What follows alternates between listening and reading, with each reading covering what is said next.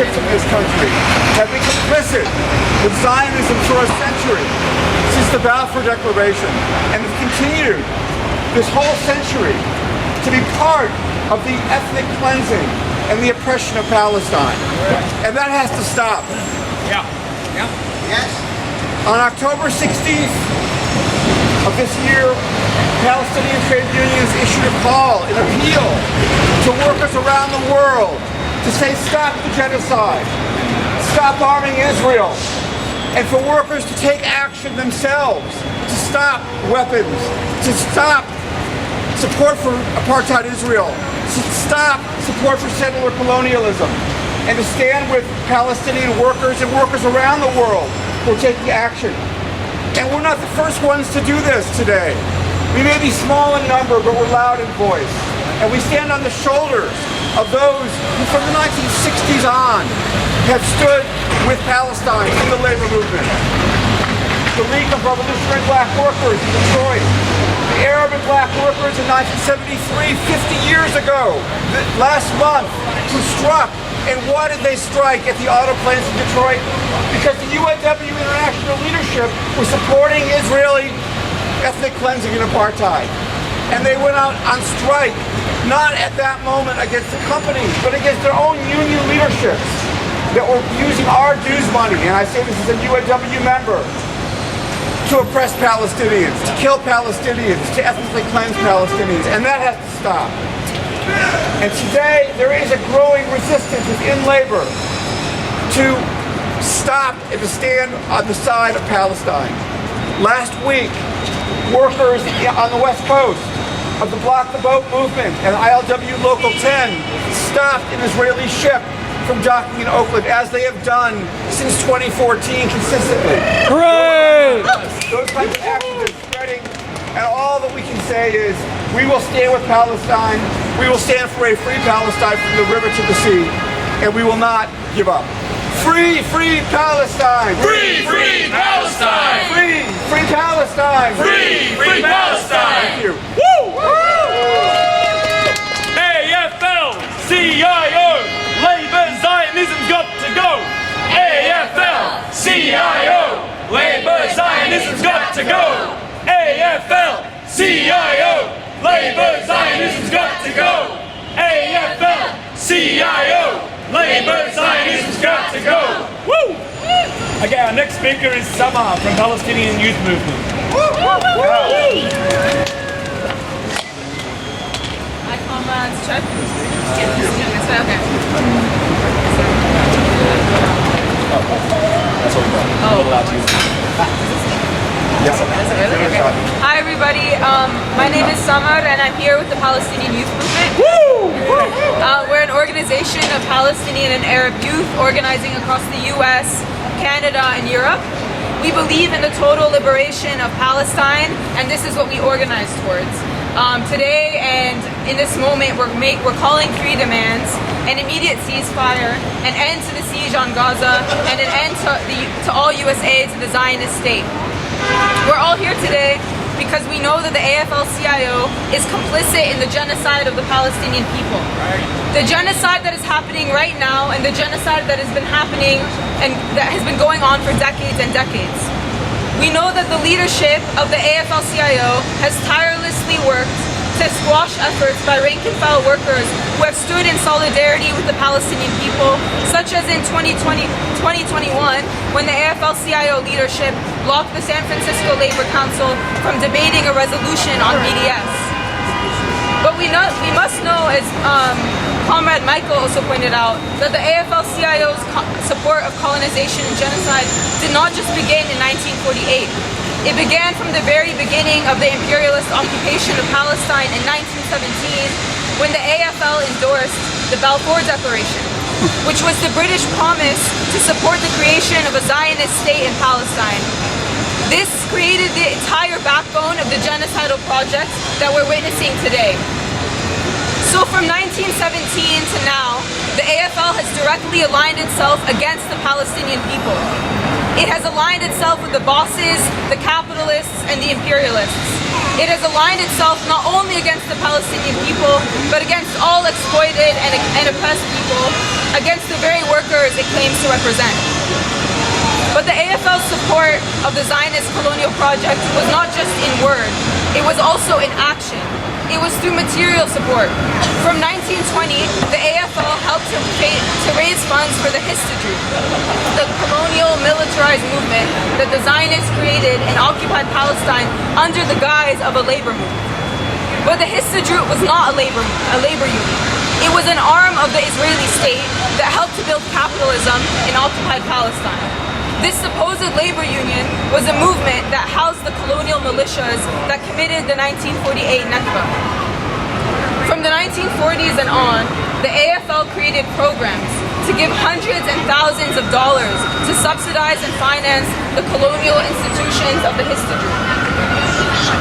Now, this relationship between the AFL and the Histadrut is a relationship of imperialist solidarity, a relationship of capitalist solidarity. It is an orchestrated and reactionary class alliance against the Palestinian people. And not only that, the AFL was an active actor in funding the creation of militarized colonies in occupied Palestine.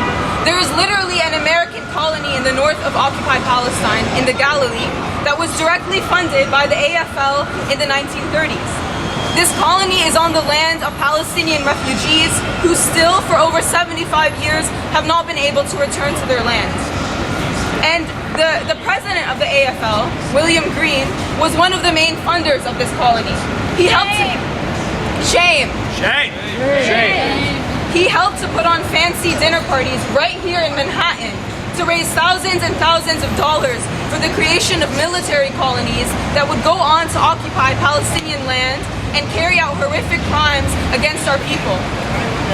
These colonies that the AFL funded played a direct role in building the fascist colonial project that we are witnessing today.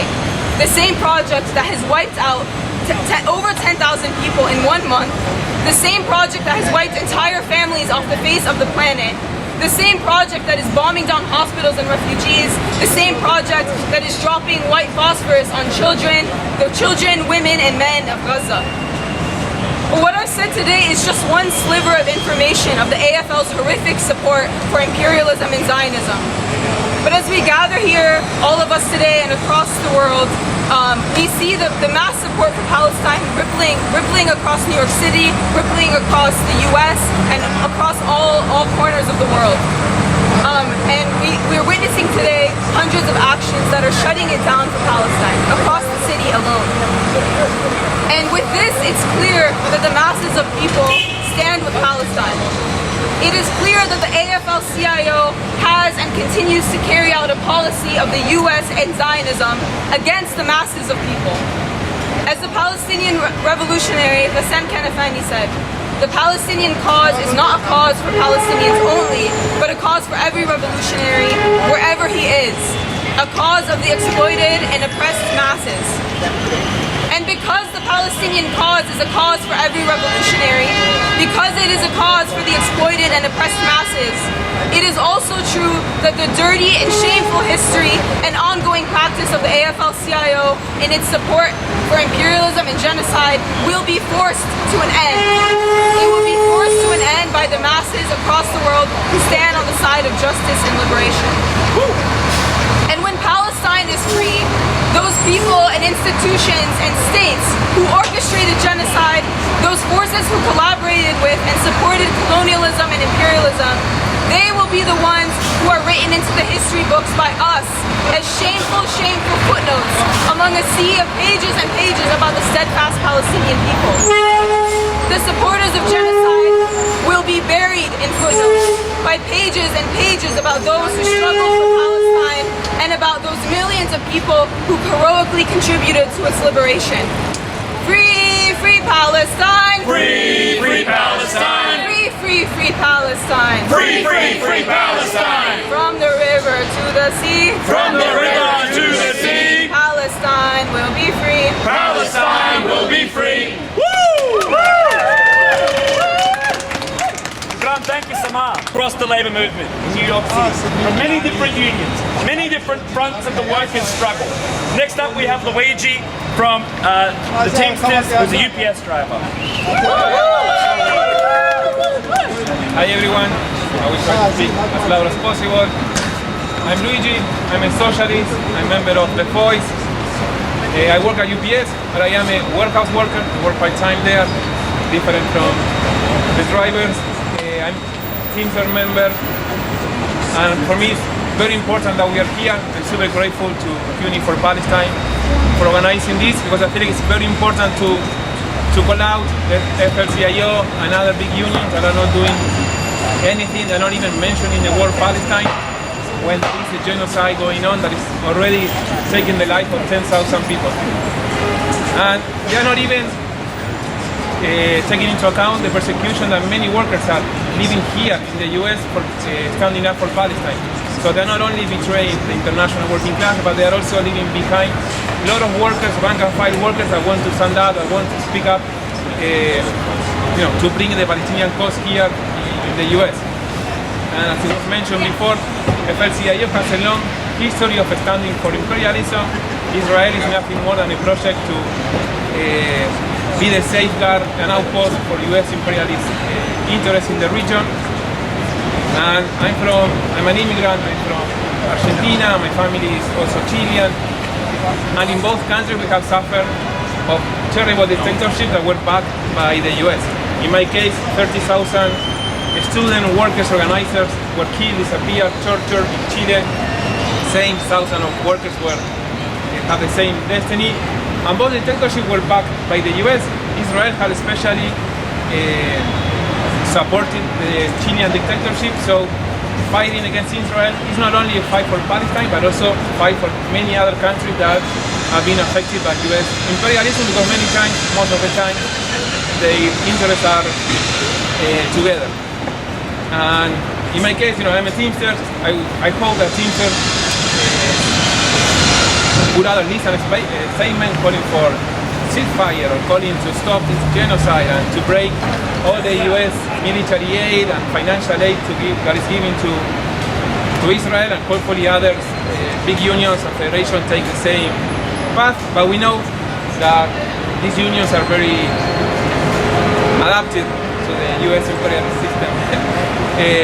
And many times all these efforts come from the rank and file. And I think it's very inspiring seeing how staff workers are taking this issue, how I think one of the following speakers is an Amazon labor union worker. So taking this new generation that is a whole new wave of people that is taking conclusions from a very early age in the labor movement. So I feel like there is a lot of hope in the future. This movement is still growing, each protest is larger and larger, and it's not only one of our power is to block and stop the shipment of arms, etc. But if our unions that represent more than 12 million workers in the United States will stand up for Palestine, we will also create a lot of problems here. Like Biden is having a lot of struggle to be better prepared for the election, because he's losing a lot of voting.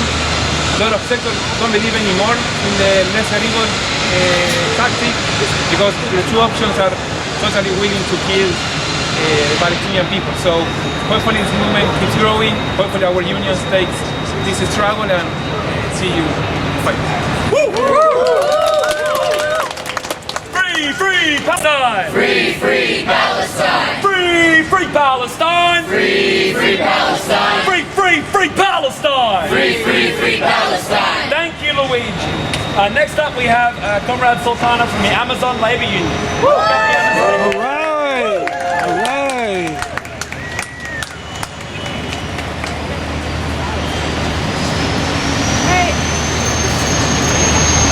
Hi guys, good afternoon. My name is Sultana, and I am an organizer with the Amazon Labor Union Democratic Reform Caucus. Union of rank and file workers, and the first in history to win an election at an Amazon warehouse. I'm here today to unequivocally denounce the ongoing genocide and the 75-year militarist occupation committed by the settler colony Israel against the Palestinian people. The ongoing slaughter of men, women, and children in Palestine is fully backed by the U.S. administration, and both capitalist political parties in this country are complicit in Israel's war crimes. The U.S. administration does not speak for the American people. Across this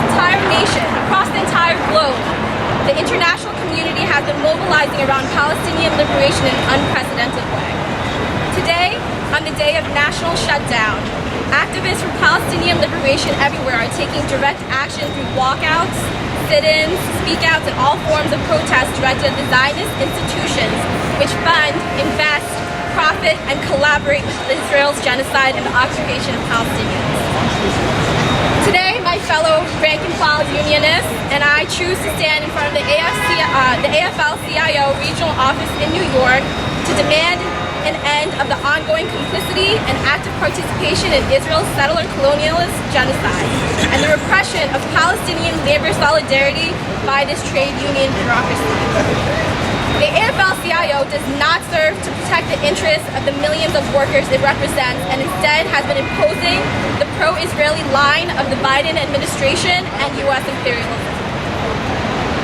In a one-paragraph statement published October 11th, the AFL-CIO Trade Union Federation denounced Hamas for unspeakable atrocities and carnage and terrorism.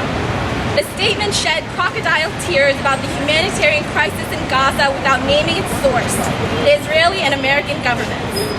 It said nothing about the vile atrocities, mass slaughter, and war crimes being committed by the Israeli military against Palestinian civilians, who have the unequivocal right, I'm going to emphasize this, unequivocal right to resist their colonial occupation. What the statement meant, in not so many words, is that the AFL-CIO bureaucracy fully backs the genocide of Palestinians. Shame. Shame. In heeding the direct request of the Palestinian General Federation of Trade Unions, there has been growing support for action to block the transfer of weapons and equipment to Israel amongst the working class in America. One recent resolution passed unanimously by the Thurston Lewis Mason Central Labor Council in the state of Washington declared it was opposed in principle to any union involvement in the production or transportation of weapons destined for Israel.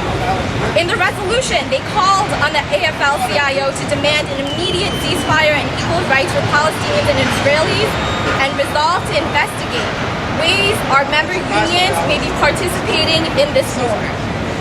The AFL-CIO intervened to overrule this resolution, and President Liz Schuler sent out a memo to all state federations, area and central labor councils declaring only the national AFL-CIO is authorized to take public positions on national and international issues, and that their position must be clear, consistent, unified, and unambiguous. In other words, only the party line set by the AFL-CIO Executive Council is permissible, and no overt opposition will be tolerated. The unity invoked by Schuler is a unity of the trade union bureaucracy against rank-and-file workers.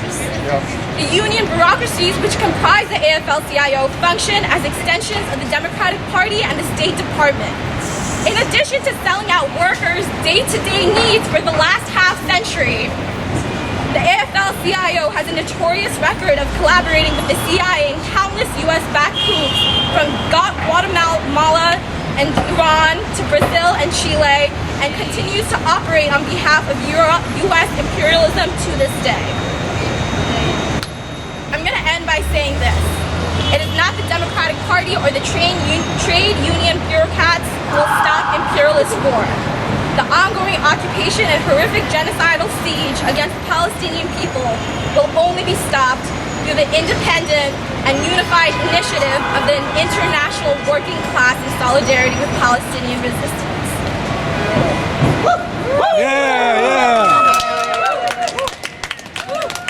Free Palestine! Free Palestine! Thank you so much, Sultana. Next up, we have the President of the National Writers Union, Larry Goldbetter. It's very good to be part of this act of international solidarity. And I'm glad to say that our union was one of the first in North America to issue a public statement against the genocide and against the ethnic cleansing going on in Gaza. I also want to bring international greetings from our sister union, the Palestinian Journalists Syndicate. When I was at the PJS Congress last spring, half of the members of the union had to attend virtually because they weren't allowed to travel from Gaza to the West Bank to participate in union Congress. And God only knows what the situation is now. More than a journalist a day has been killed. More than 50 media outlets have been destroyed, and these are targeted assassinations. Journalists have had their homes bombed, their families wiped out. It's not just getting caught in the crossfire. They're the target.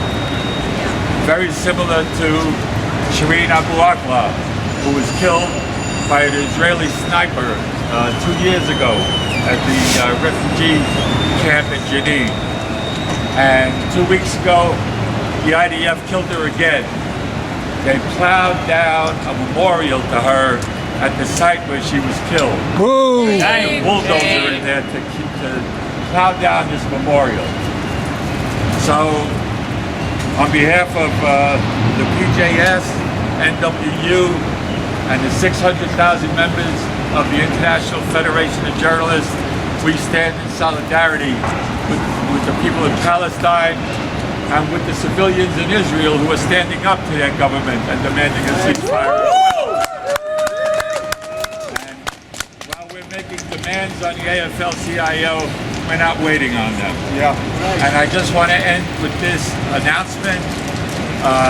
The 13,000 member ATU local in Washington, D.C., transit workers, led by black workers, majority black workers, passed the following resolution yesterday and the night before at 2 different membership meetings.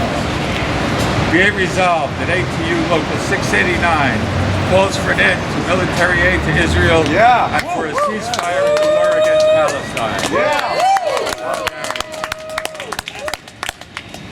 Free, free Palestine! Free, free Palestine! Free, free, free Palestine! Free, free, free Palestine! We will free Palestine! We will free Palestine! Within our lifetime! Within our lifetime! Thank you, Comrade Larry, and it's so fantastic to hear about the ATU there. Next, we've got a UFT retiree and a campaigner with Dump Israel Bonds, Stan Heller. Yeah. Say thanks for the honor of putting me in the UFT. I've never been in the UFT. I come down from Connecticut. I've been a member of the AFT, American Federation of Teachers, in West Haven, Connecticut, in the 40 years that I taught, and then in the retired chapter in the last 13 years. So that's been a number of years. I want to talk about some of the practical things, the practical ways that the unions have been supporting apartheid Israel. And one of it has got to do with money, your money, dues money, and your pension money. I was at an AFL-CIO convention about 20 years ago, and they gave out the treasurer's report. Incredibly interesting, as you can imagine. But we did notice, what is this line about Israel bonds? And they had thousands, I forget how much they started with. They had $10,000, $20,000 worth of Israel bonds. And we questioned it that day, and we got a rump, but we couldn't do much about it. But we persisted. It took us about 5 years, but finally they refused to roll them over. So when it renewed, they didn't renew. So the Connecticut AFL-CIO got rid of its dirty, nasty Israel bond. Later, and this wasn't my effort, but after I retired, members of the union brought in a Palestinian from the Palestinian Union in the West Bank. He spoke. That kind of got things going, and the next year they passed a resolution saying, all you great gods of the leadership of the AFL-CIO, please consider BDS. And that passed. It was a fight, but it passed. They got slapped down the next week. How dare you little people have an idea to even ask us big people to consider getting rid of Israeli investments. So that, deflated things. But there's efforts all over the place. And you ought to ask about your union. I wrote to the AFT in 2009, the National, and then within a couple weeks they did right back. They said, we have 300,000 invested in Israel bonds. Now, that was then. Who knows what they have now? And how about New York City? How about Mike Mulgrew? Has anybody asked them? I see Teachers for Palestine. I don't know if you're here. But this should be transparent. The union should tell you what they're investing in.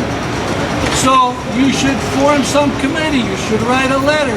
It might even be the law that they have to tell you. And maybe people should, when they do these shut them downs, walk into an office, into an area of the UFT and say, we want to know the information. There's another way, besides the union taking your dues, the money that gets deducted from the teachers and from state workers, and that goes up to New York State, and in our state in Connecticut, and they invest that. And in Connecticut, little tiny Connecticut, a year or so ago, they had $100 million invested in Israel. It wasn't just Israel bonds, it was all kinds of things. 200 companies, Israel bonds and shekels. They speculated in currency. So that can be challenged too. And of course the unions can be talking about it. It's their members' money. Why aren't the unions screaming and yelling? Could there be something else that they could use this money for? Maybe something with jobs in the United States, something that would work. I'm getting the signal here. I'm going to end with maybe a chant nuda to you. We use it up in Connecticut. Rashida Tlaib has been slammed, because she said from the rivers to the sea. And so they say, oh, that means mass murder, genocide, and so on. So we still say from the rivers to the sea, free Palestine. Yeah. Yes. But we go from the river to the sea, justice and equality. So maybe we could try that out. From the river to the sea. From the river to the sea. Justice and equality. Justice and equality. From the river to the sea. From the river to the sea. Justice and equality. Justice and equality. Thank you. Boycott, divest, sanction, strike.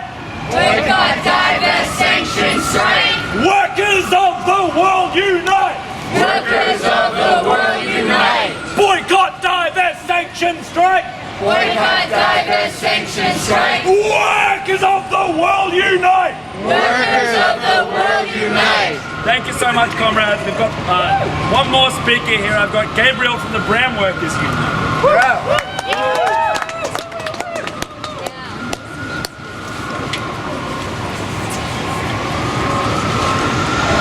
Hi everyone, thank you. My name is Gabriel. I'm with an organization called Brand Workers. We are a worker center based out of Queens, and we work with food manufacturing workers to help build their organizations and build their unions. We've essentially brought almost our entire New York staff out here today because we believe that Palestine is a working class issue, and as an organization that's rooted in the working class, rooted in New York City working class struggle, the struggle of the Palestinian people is not something that they're trying to tell us that this is something outside of our communities and outside of our homes, outside of like where we live and where we work. But Palestine is about who we are, our communities, our families, and that's why we brought out essentially the whole team. So Palestine is a worker. Thank you. Palestine is a working class issue. Palestine is an issue that we are here based on the movement principle, the labor movement principle, that an injury to one is an injury to all. And so we are here because we are hearkening back to like those foundational principles of the labor movement. That's why we're here. Thank you all for coming out and supporting, and thanks.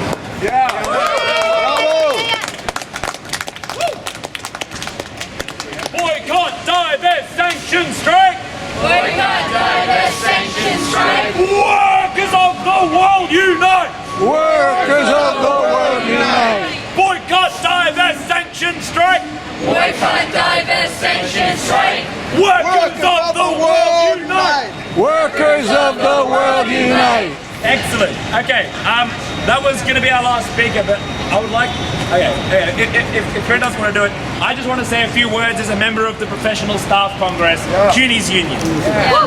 We've been fighting in CUNY's union to adopt a pro-Palestinian position for years. I'm also a member of CUNY for Palestine, which is the federation of activists across the CUNY system, all fighting for the same goal. That we, as teachers in the City University of New York system, and as staff members and as students, refuse to stand by and have our name assigned to the brutality visited on Gaza, on the West Bank, and on the people of Palestine. Right. Yes. To that end, we have passed a resolution back in 2021 that stood in solidarity during the sacking of Sheikh Jarrah with the Palestinian people against the Israeli power. Since then, we've had an ongoing struggle between the forces of justice in the union and the forces of Zionism, and it's a constant and ongoing struggle, but I'm proud to be part of the group within the Professional Staff Congress that's fighting for the right cause. Yeah. I just want to say, as we wrap things up for the day, that I want to put the AFL-CIO on notice. I want to put the Labor bureaucrats on notice. I want to put the Labor hierarchs on notice. And I want them to know that this is just the beginning. All right? This isn't even the beginning. We've looked around the world today, we can look around the world today, and we can see what kind of fighting force Labor has for showing solidarity with Palestine. Belgian ship workers, Italian ship workers, activists in Melbourne, Australia, shutting down trucks on their way to load Zimline. These are the sorts of actions that we need to start talking about in New York City. We need to start talking about blocking the boat. We need to start talking about the material change that we can make as labourers in the city of New York. Right. On that point, my friends, I want to bring this to a close with a few chants and say thank you all for coming out and showing solidarity today. Free, free Palestine! Free, free Palestine. Free, free Palestine! Free, free Palestine. Long live Palestine! Long live Palestine. Long live Palestine! Long live Palestine. From the river to the sea! From the river to the sea. Palestine will be free! Palestine will be free. From the river to the sea! From the river to the sea. Palestine will be free! Palestine will be free. Because we will free Palestine! We will free Palestine. Within our lifetime! Within our lifetime. We will free Palestine! We will free Palestine. Within our